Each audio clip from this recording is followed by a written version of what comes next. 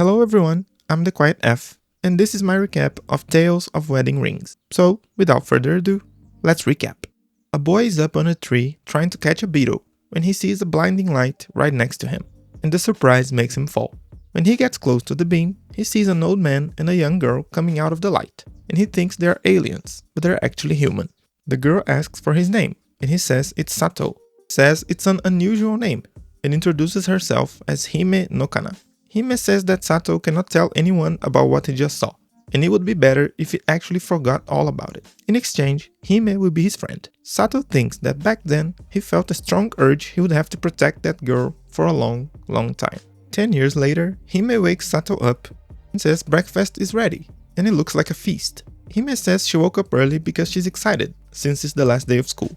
While admiring her beautiful features, Sato thinks that it's already been 10 years since they've become friends and she moved next door with her grandpa, because her parents don't seem to be around. He looks at the ring on her necklace and gets flustered, saying that she has changed a lot since they started high school, because she used to be more low profile. But that attitude will make her stick out even more, especially because of her blonde hair. And also, she's a princess, so she has to be strong and stand out. When Sato asks what that princess thing is about, Hime looks at him and freezes. Suddenly, she comes really close as if she was gonna kiss him, but it was only a rice bean on his face. She picks it up and eats it, and Sato's embarrassment almost blows up the house. They leave the house, say good morning to Hime's grandpa, and go to school. Hime asks Sato if his father is coming home soon, but he says he's probably coming at the end of summer break, and Hime feels a little sad for him, but he says he's used to it. He takes a look at the rings again, and remembers what Hime has said about them when they were kids. She said the rings are really important to her, and she will give one of them to the person she marries. Then she asks Sato if he will marry her when they grow up. Back in the present, Hime catches Sato staring at the rings and says he can't have them, because they're really important to her, and she walks on laughing, while Sato thinks that's usually how childhood promises go. Then they have to run so they don't be late for school. At school, Hime brags about scoring 97 on the exam, and says a princess needs to be smart as well. A friend of Sato's complains that summer break is starting and he's all alone, and he envies Sato because he has a girlfriend to come to school with him every day, but he says they're just neighbors. His friends tell him not to be too comfortable, because when he finally decides to make a move on Hime, it might be too late, and they would definitely be with a girl as cute as her if they had one around. While his friends talk, he gets a text from Hime inviting him to the summer festival after school.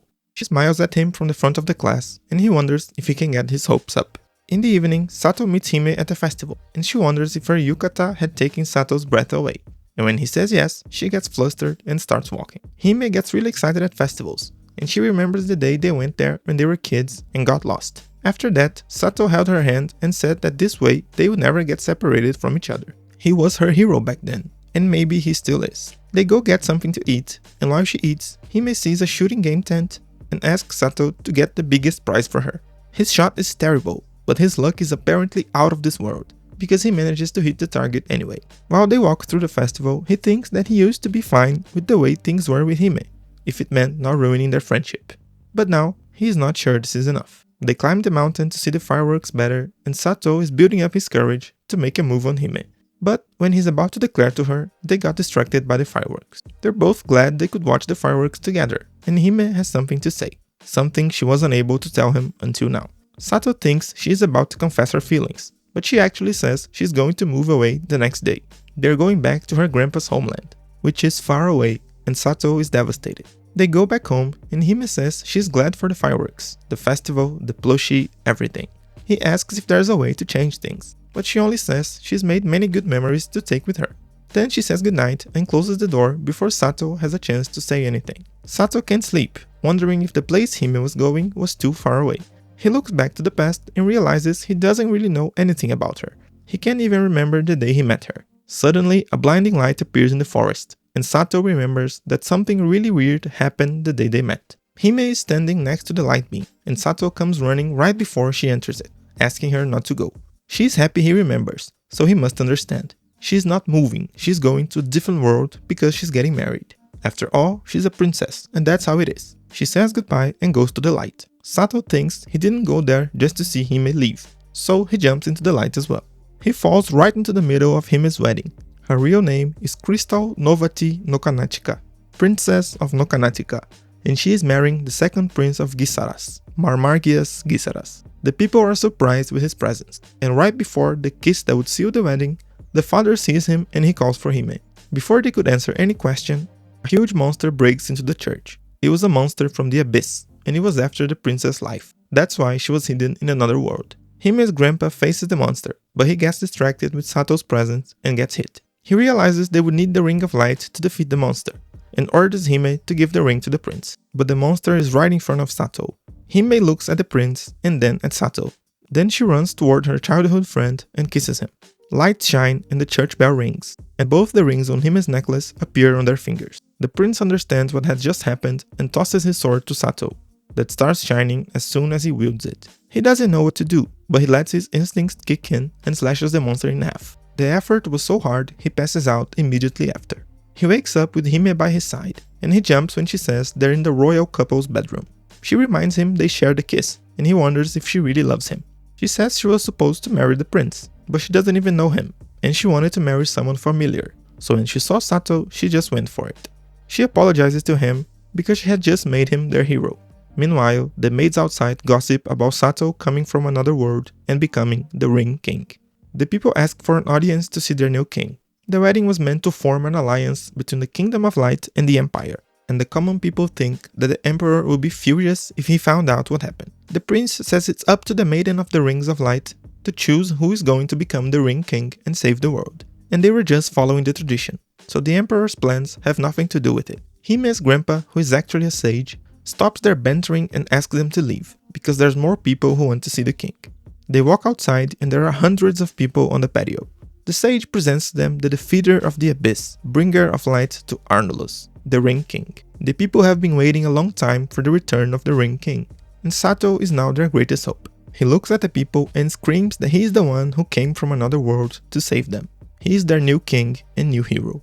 At night, he's taking a bath, thinking he may have gotten too excited, when suddenly Hime walks in, completely naked. They're both embarrassed, and Hime says she had to go there because she didn't have a choice, since they're technically newlyweds. She tells Sato to not look at her and throws a bucket at him. They sit next to each other and Hime apologizes, because she knew about everything that would happen after she gave him the ring. That had nothing to do with him, but she dragged him into it anyway. He says things will be fine, because this is their summer break, and he's the Ring King, the one chosen by the Maiden of Light herself. Since that was Hime's world and she needed to be there, Sato will stay there too. The monsters were after her and the ring, and only Sato could protect her now, so he's going to stay by her side. She remembers a time when they were kids and other girls would pick at her, and Sato was always there to protect her. He has always been her hero after all. He catches Sato looking at her goods and tells him their marriage was only for convenience, and she only chose him by impulse, so he doesn't need to take it seriously. Sato says he's happy she chose him, and she asks if he really likes her. He says yes, he likes her as a dear friend, but it is clear that both of them know there's more to it than they care to admit. The bell rings alarmingly, and Sato jumps up, accidentally letting Hime see his goods. But they don't have time to get embarrassed because monsters are attacking the castle, going after the Ring King. They run toward the soldiers with their clothes all messy, and the guards think they were interrupting something. One guard says there are several monsters from the abyss attacking the castle and asks for his help. Sato doesn't know how to fight, but as long as he has that ring, the people need him to. He accepts the task and picks up an axe, which he barely can hold. The sage says the ring grants him strength and bestows the light of purification upon whatever he holds. The axe starts glowing and becomes a perfect weapon to fight the abyss. Sato doesn't know much about the world, just that it means a lot to Hime, and that's enough reason for him to fight. Hime kisses him again and he gets ready for battle. A monster of the abyss is attacking a maid, and Sato comes in and slashes it in half. It's the third one he kills, and he wonders how he could do that because the first time he fought, he passed out after killing just one. The sage explains that it was the kiss he shared with Hime. The bond they have as husband and wife translates into power because of the ring, and it's the princess's duty to provide strength to the king in battle. It still won't last that long, but that is why the sage Alabaster is there to heal him. While they talk, a different monster appears in the sky. The sage is scared because that was a knight from the abyss, and when Sato charges, he yells at him to stop, but it's too late. The knight attacks and a gust of wind sends Sato flying, breaking his axe. The sage says they must run, and they storm to the castle while the knight sends two monsters after them. A Knight of the Abyss is a terrible monster capable of using powerful magic, and it being there is a sign that they really fear the Ring King. Alabaster uses his magic and casts a huge stone wall to block the monster's path, but the knight has already caught up with them. Then the prince appears, covers the monster with a blanket and sets it on fire, asking him to run because his carriage is waiting outside. He is worried about Hime, but she is already out. Hime is crying from happiness now that Sato is safe. The prince says they let the monsters reach the inside of the castle, so he had to escape with the princess. Sato thanks him, but he can't pronounce his name, so he says he can call him Marse. Marse asks the sage if the kingdom will be alright.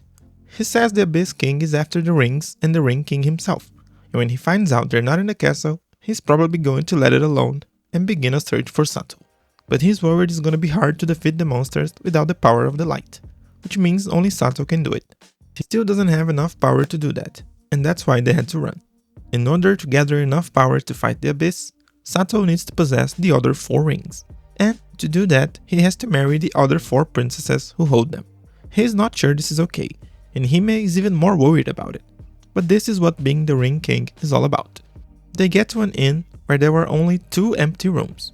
They argue about who is going to sleep with who, but the obvious choice is that Sato and Hime should sleep together since they're a couple. Before going to sleep though, they have to discuss the duties of the Ring King.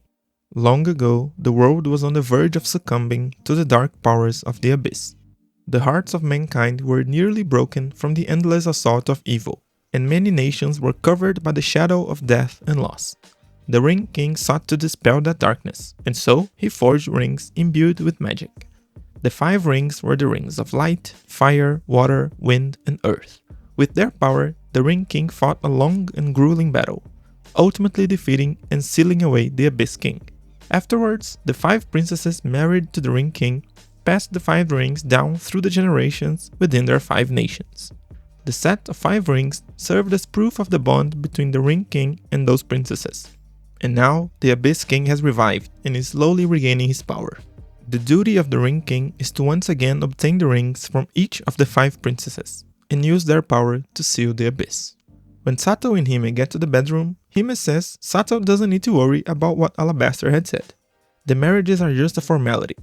He is about to answer when he feels a sting of pain, and Hime asks him to take off his shirt.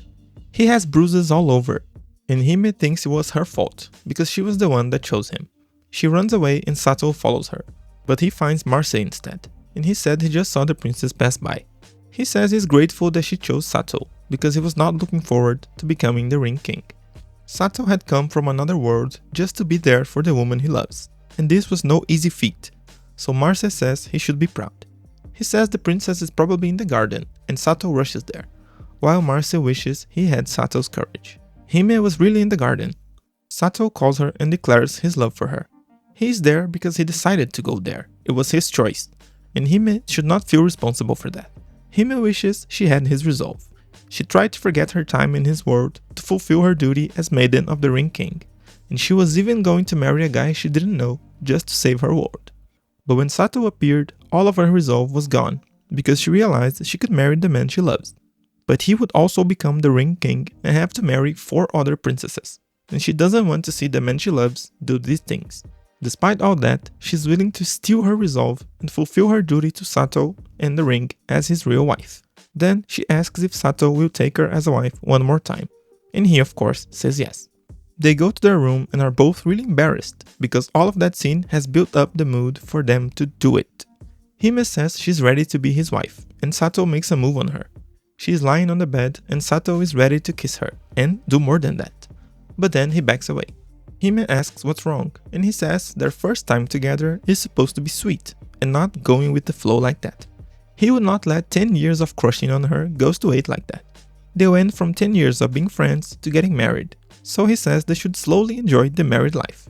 Hime agrees and kisses him, but they were so nervous they couldn't sleep, and Alabaster is disappointed at them because they didn't do anything, even though they've built up the mood so much, which means he was secretly watching them the night before.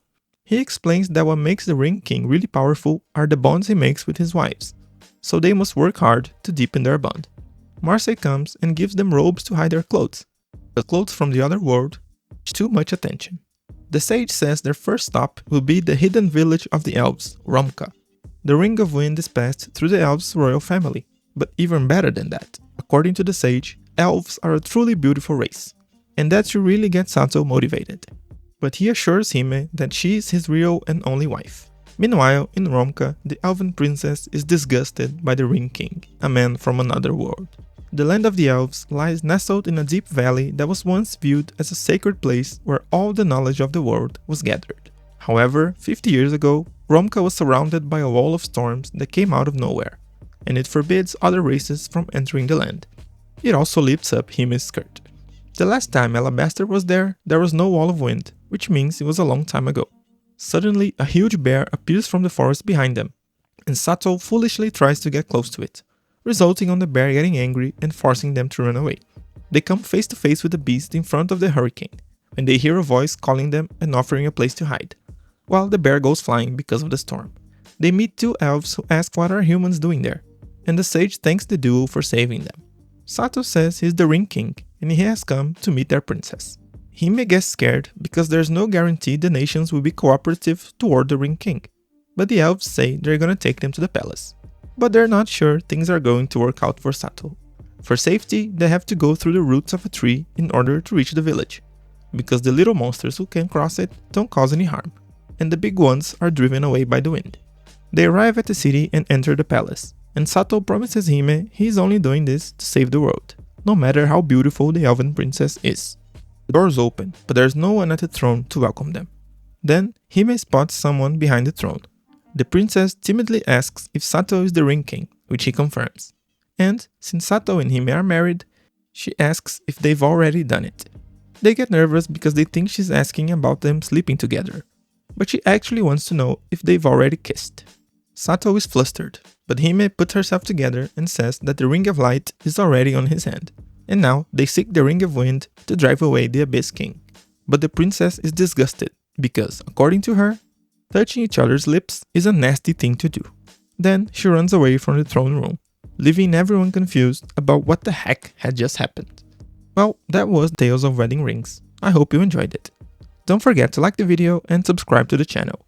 Also, hit the notification bell so you won't miss anything new. And I'll see you on the next video. Bye bye!